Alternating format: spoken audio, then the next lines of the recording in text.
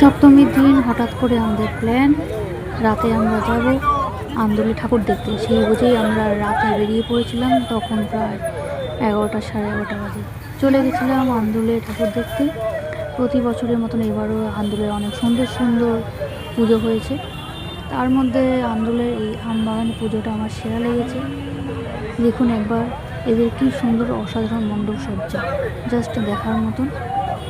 সাথে ছিল খুব সুন্দর অপরূপ দেবী প্রতিমা, দারুণ লেগেছে। একবার মণ্ডপ সজ্জাটা দেখুন, অসাধারণ শিল্পকলা, আইডিয়াও খুব ইনোভেটিভ, দারুণভাবে প্রেজেন্ট করেছে, খুব সুন্দর লেগেছে, জাস্ট অসাম।